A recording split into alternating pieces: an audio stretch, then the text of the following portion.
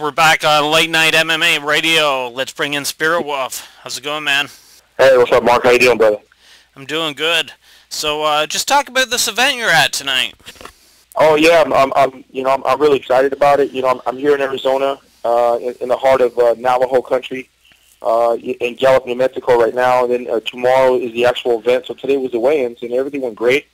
Tomorrow night is Warpath 3 by Cage Life Productions. And you know what, man? It's been a great show. It's a lot of excited people around here, and it warms my heart because I'm in the heart of Navajo country, which is near and dear to my heart. So I'm really happy to be here. That's awesome, man. That's really awesome. Okay, so we haven't had you on this show in a little while.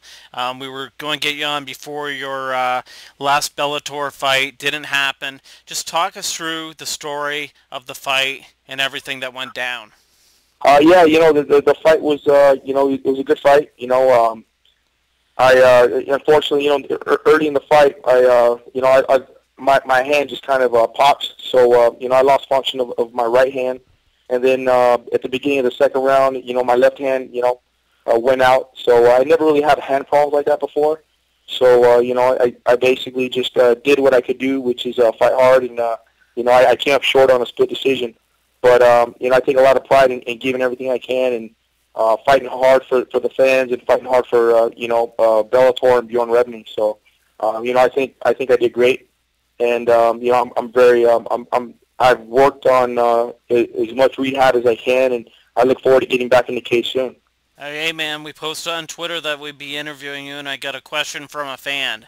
And this says, you're one of these guys that always is fighting the best fighters in the world. Why not take some easy fights to pad your record? You know what?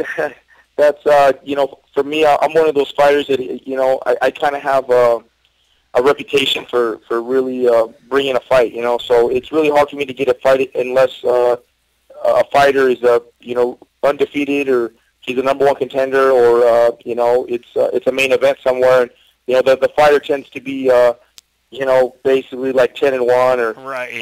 15-2. And it's the guys that, for some reason, I just can't get a guy to show up that has a decent record. Everybody that wants to fight me or that will agree to fight me, obviously they're like, top status of their, of their promotion. So, and then I usually fight on the road too, man. I usually have to go to his house and fight him in his house. So, it's just one of those things. I know that it'll pay off for me, and I do MMA like I do football. And for those of you that are college football fans, the conference like SEC, there's a lot of good teams there, and I think that for me fighting the best, it really helps me be a better fighter, and it improves the quality of my fighting for the next time. When can we expect to see you back in the cage? Well, I've been in talks with Bellator, and we had discussed possibly ending up in there, probably in about a month or so. So hopefully that'll go through, and hopefully we'll get contracts, done, and everything will go through. So hopefully it'll be soon, man. For me, the sooner the better. But I feel great. My hands are feeling fantastic, and I really look forward to putting on a good show for the fans coming up. Okay, man, I've been doing a lot of interviews lately, talking to a lot of guys. I want to get your opinion on this. What's your opinion on the Jon Jones UFC 151 cancellation? Yeah, I think Jon Jones is, I think he's a solid champion. He seems like he has, very good morals and standards as a person too. And everybody makes mistakes, and I think recently, he's made a mistake or two. But, he's really, I think, owned up to the mistakes, and, he's really showed a lot of maturity kind of trying to deal with them, as best as he can. So, I think, there's really two ways to see it. Either you kind of for it or against it. And I just kind of feel like I understand where he's coming from. Me personally, I would have taken the fight just because that's how I am. People that see me fight know that, I don't say no to fights. I fight the best guys out there and the toughest guys out there, whether I was undefeated or whether, I've lost a couple fights in a row. For me, it doesn't really matter. I really try my best to bring the fight, and I really take a lot of gratitude when fans come and see me on the streets and see me at events like Warpath 3, this weekend, and they say, hey, man, you're my favorite fighter. You always bring the fight, and I can't wait for your next fight. And, it's never about did you win or lose in your last fight. It's always about, man, it was a great show, and I can't wait to see you again. So, I really feel like I have, a lot of my gas tank where I can fight for many, many years to come.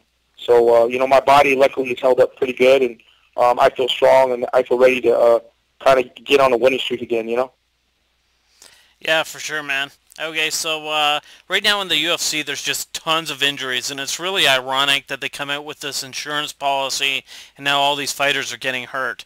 What'd you make of all these injuries in the sport right now?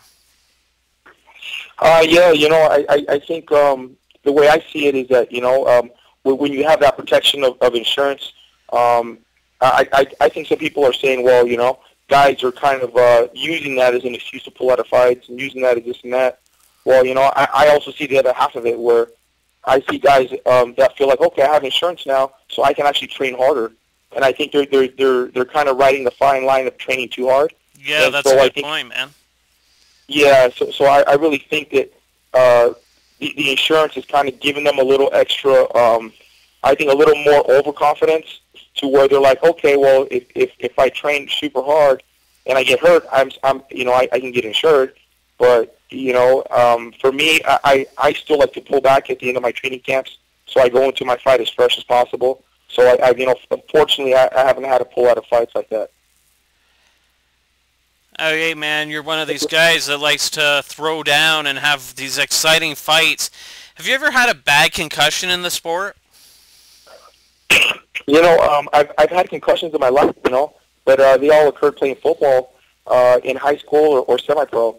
I didn't have any concussions, as a fighter, so wow. I'm blessed. Yeah, I'm very blessed about that, and luckily, I have a hard head, so I've been hit hard, but I just haven't had any concussion symptoms or memory lapses or anything. So, I like to think that, if I get hit a few times, you're solid in a fight, I kind of learn from it, and, I'm able to, hold the strategy and definitely avoid the heavy shot. So, I don't like to see fighters take a lot of heavy shots consistently, because I think it's just bad for the career. So, I'm one of those proponents of either, when a fighter is damaged and he's stumbling around, I think the fight should be over because I think he obviously has a possible concussion or something else. So, I'm really in for the safety of the fighters, for the longevity of the sport, Okay, the UFC is running a lot of shows nowadays, man. You think they're extending themselves too thin? Yeah, I think they have a lot of shows. I think the demand is high, so it's kind of hard to say that they're running too many shows. I definitely think the quality of shows it isn't what we're used to for let's just say the average UFC fan. I'm a big MMA fan myself, so I try to catch all MMA on all levels. But definitely, in the UFC caliber, I think that the shows have kind of been a little watered down. I think it's only because they have so many. But I also think, too, that the UFC needs to have some kind of solid ranking system that really makes it black and white, so we don't have this Jon Jones, Chael Sonnen kind of disaster again, because I think Jon Jones kind of felt like Chael talked himself into getting that shot when Dan Henderson got hurt. And so I think he kind of felt a sense of, I'm going to tell him no because he doesn't deserve it kind of thing. Right. And, I think we could all understand that because of course, with Chael, he says so many outlandish things. Yeah. Fighters that are obviously on the other side of his tongue don't want to feel like they're fighting somebody because he's talking about them, and that's his only way of getting the shot. So, I understand that, and I like to think that a fighter's credentials can kind of be ranked, and that way talking is kind of minimized. You don't have guys calling guys out, and because he called them out, he got a title shot. Because that's not really fair to guys like, I think like Weidman. Weidman's a solid fighter out there, and I think he should get a fair ranking, and I think everybody should be ranked accordingly. So if you win, you get the next shot. Okay, so would you like to promote anything or throw out your Twitter? Yeah, absolutely. I definitely want to promote the event I'm at. It's near and dear to my heart, and I'm really happy to be here. Amongst all my native warriors and all my people. So, please support Warpath 3. by King Productions. All fans in the area, if you're in Arizona, New Mexico, driving distance, come by. It's a great show. I'll be there signing autographs and meet and greeting with everybody. And I'm really happy to talk to everybody. And everybody's been so excited and nice. And so definitely it's Warpath 3 this weekend. It's Saturday tomorrow at 6 o'clock. And then I'm actually doing a seminar for free for all ticket holders at noon. So you can go to my website. You can go to my website and you get more information on this free MMA seminar, or my Spiritwolf site, which is on Facebook. Just go Spiritwolf MMA on Facebook, and you get all my information there, or my Twitter. So Spiritwolf MMA on Twitter. So I look forward to hearing from all the fans. I love hearing from them, and I'll see you guys all tomorrow at noon for the seminar.